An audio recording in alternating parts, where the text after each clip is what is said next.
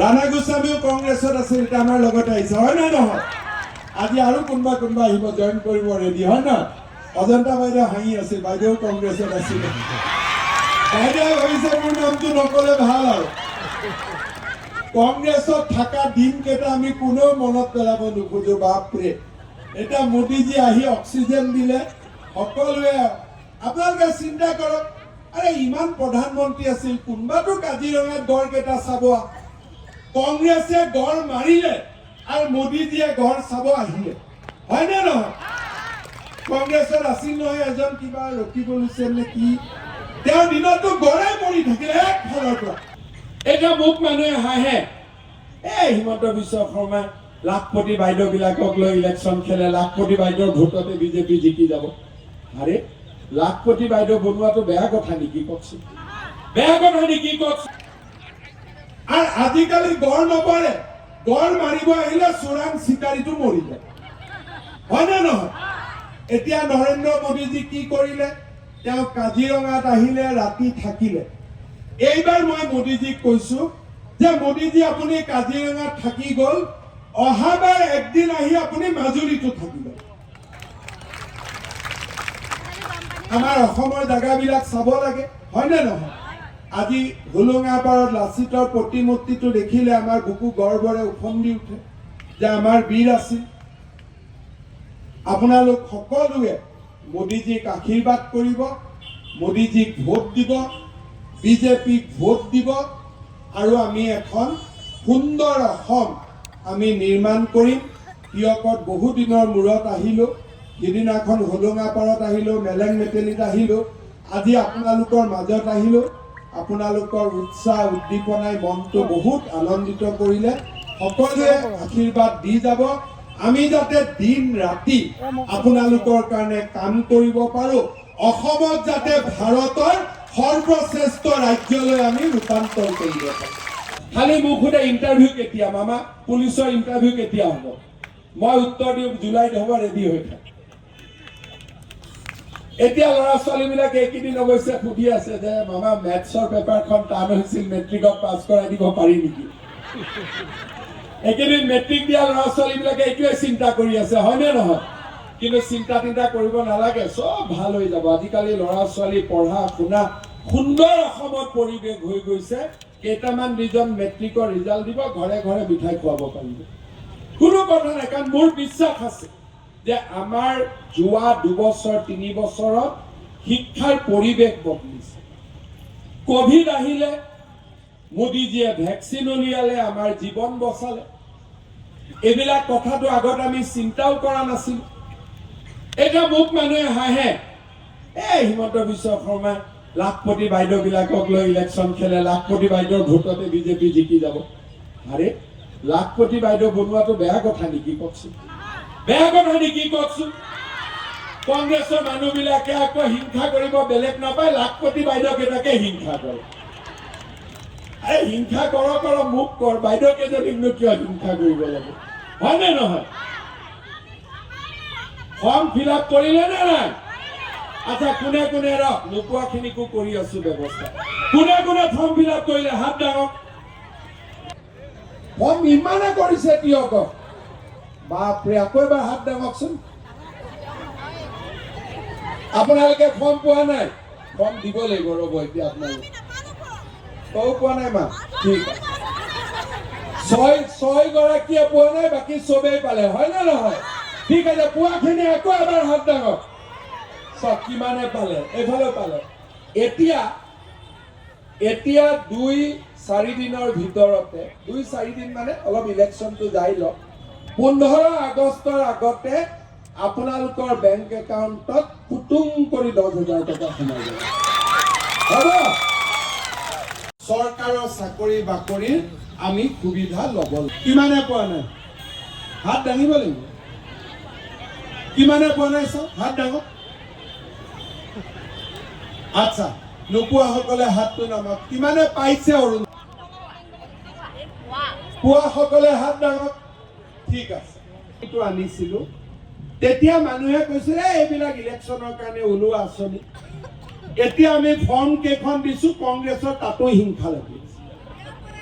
যে বোলে ফৰ্ম কিয় দিব লাগে আৰে বাবা যদি মই নামটোৱে গম নাপাওঁ মানুহে পইচা কেনেকে পাব তাতো হিংসা কংগ্ৰেছে ইহঁতি মানে কাক যে হিংসা নকৰে দেউতাক মাককো দুদিন পিছত হিংসা কৰিব এতিয়া আপোনালোকে চাওক এইবাৰ আমি কি কৰিব খুজিছো যে যাৰ যাৰ ঘৰত ৰেচন কাৰ্ড আছে প্ৰত্যেকটো পৰিয়ালকে আমি অৰুণোদয় দিবৰ কাৰণে সিদ্ধান্ত গ্ৰহণ কৰিছো সকলোৱে অৰুণোদয় পাই যাব অহাবাৰটো মিটিঙত নাই পোৱা বুলি কোনেও হাত নাদাঙিব দাঙিব জানো তাৰ মানে ৰেচন কাৰ্ড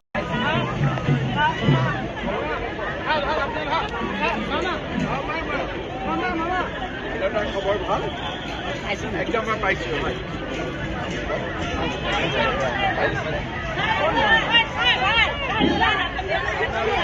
ইতিমধ্যে মাননীয় মুখ্যমন্ত্ৰী মহোদয় আমাৰ মাজত উপস্থিত হৈছেহি আমাৰ মাজত উপস্থিত আছে অসম চৰকাৰৰ মাননীয় বিত্তমন্ত্ৰী তথা যোৰহাটৰ অভিভাৱক মন্ত্ৰী শ্ৰদ্ধেয়া মাষ্টৰৰ চাকৰি পালে বোলে দেউতাকে কি কৰে দেউতাক নাই মাকে কাৰোবাৰ ঘৰত বন কৰি ল'ৰাটোক পঢ়াই আছে টিভিত দেখে নে নাই এনেকুৱা কথা টিভিত ওলাই নে নাই এই অসমখন আজি আমি ধৰি ৰাখিব লাগিব এই যে লোকসভাৰ ইলেকশ্যন হ'ব হয় নৰেন্দ্ৰ মোদীক আমি জিকাব লাগিব নহলে ৰাহুল গান্ধীক জিকাব লাগিব আপোনালোকে চিন্তা কৰক ভোট দিয়াৰ আগতে আমাৰ ভোটটো আমি ৰাহুল গান্ধীক দিম নে আমাৰ ভোটটো আমি নৰেন্দ্ৰ মোদীক দিম আজি আপোনালোকে চিন্তা কৰক অযোধ্যাৰ ৰাম মন্দিৰৰ পৰা অসমৰ লাচিত বৰফুকনৰ প্ৰতিমূৰ্তিলৈ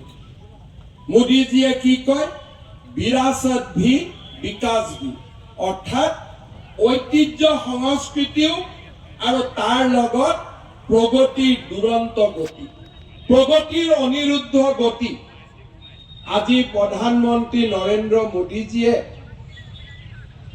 অসমৰ কাৰণে কিমান চিন্তা কৰে যোৱা বছৰ এই বিহুৰ ল'ৰা ছোৱালীকেইটাক দেখি মোৰ মনত পৰিলে যোৱা বছৰ এই সময়ত সব ল'ৰা ছোৱালী গুৱাহাটীত কিয় বোলে বিহুৰ গ্ৰিনিজ ৱৰ্ল্ড ৰেকৰ্ড বনায় 12,000 ল'ৰা ছোৱালীয়ে কি ধুনীয়াকৈ নাচিছিল আপোনালোকে চাইছিলে নাই টিভি সকলোৱে চাইছিলে কোন আছিল আমাৰ লগত নৰেন্দ্ৰ মোদী ডাঙৰীয়া তাৰ পিছত কি হ'ল কেইদিনমান আগতে আপোনালোকৰ কাষতে আহিলে হোলোঙা পাৰত লাচিতৰ 145 ফুটৰ প্ৰতিমূৰ্তি আৰু নৰেন্দ্ৰ মোদী ডাঙৰীয়াক আপোনালোকে যতেই দেখিব ডিঙিত বিহুৱানখন অসমীয়া মানুহে ইমান বিহুৱান নলয় যিমান নৰেন্দ্ৰ মোদীয়ে বিহুৱান লয় মোৰ মনত আছে মই যেতিয়া হেলথ মিনিষ্টাৰ আছিলো কোভিড ভ্যাকচিন দিব লাগে মানুহে ভ্যাকচিন লয় ভাবে ভাল হল নৰেন্দ্ৰ মোদী যিদিনাখন ভ্যাকচিন লব আহিলে ডিঙিত গামোচাখন সুধিলো যে মোদীজী আমাৰ অসমীয়া মানুহবিলাকে ভ্যাকচিন লওঁতে গামোচাখন লৈ যোৱা নাই আপুনিনো কিয় গামোচাখন পিন্ধি গল বোলে অসমীয়া গামোচাই মোক সাহস দিয়ে অসমীয়া গামোচাই মোক প্ৰেৰণা দিয়ে আপোনালোকৰ মনত আছে ন মুলা গাভৰুৱে কেনেকে নিজৰ স্বামীৰ কাৰণে কবচ কাপোৰ বৈছিলে আজি নৰেন্দ্ৰ মোদীয়ে কোভিডৰ ভ্যাকচিন লোৱাৰ সময়ত অসমীয়া বিহুৱানখন তেখেতৰ বাবে আছিল কবচ কাপোৰ আপোনালোকে চিন্তি আছিল জৱাহৰলাল নেহেৰু ইন্দিৰা গান্ধী ৰাহুল গান্ধীৰ দেউতাক ৰাজীৱ গান্ধী কোনেওতো গামোচাখন নিপিন্ধিছিল অসমত আহোঁতে দিলে পিন্ধে অলপ দেৰি এতিয়া যেনেকে মুখে দিলে মই আকৌ থৈ দিলো বোলে বাবা ভালকৈ থ কিন্তু মোদীয়েতো গামোচাখন নুখুলে ৰাতিপুৱাৰ পৰা গধূলিলৈ পিন্ধি পিছত মোদী অসমত কিমান বাৰ আহিলে নৰেন্দ্ৰ মোদী ডাঙৰীয়া 26 বাৰ মানুহ গধূলি মোক এজন ব্যৱসায়ীয়ে হোৱাটছআপ পঠালে যে সাহাব 5 বছৰ আগতে এনেকে যে ৰাতি তিনিচুকীয়াত মানুহ ওলাব পাৰিব আমি চিন্তাও কৰিব পৰা নাছিল আজি আমাৰ ৰাজ্যখনত কিমান পৰিৱৰ্তন কেতিয়াবা মানুহে কয় যে হিমন্ত বিশ্ব শৰ্মা এইবোৰ কি কৈ থাকে কেতিয়া হ'ব মই যেতিয়া কওঁ নুমলীগড় আৰু গহপুৰৰ মাজত সুৰংগ হ'ব, মানুহে ভাবে সুৰংগ হ'ব নে দলং এখনো নহয়।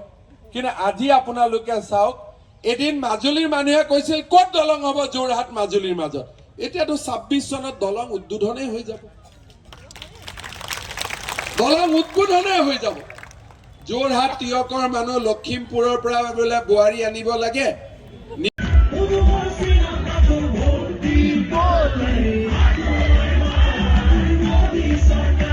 অলংকাৰজ্যোতি কাশ্যপ, প্ৰাঞ্জল দত্ত, ময়ূৰঞ্জন হাজৰিকাক আন্তৰিক ধন্যবাদ জনাইছোঁ।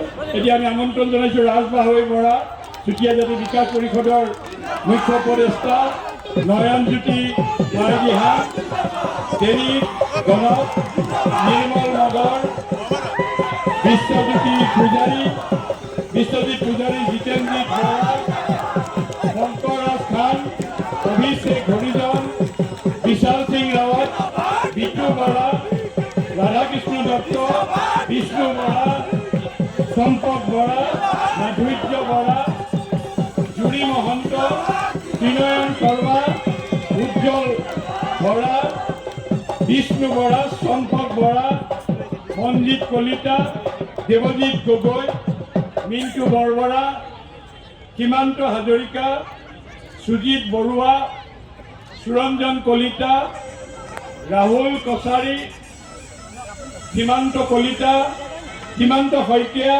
মুন্না পায়েল, হিমাংশু বৰা,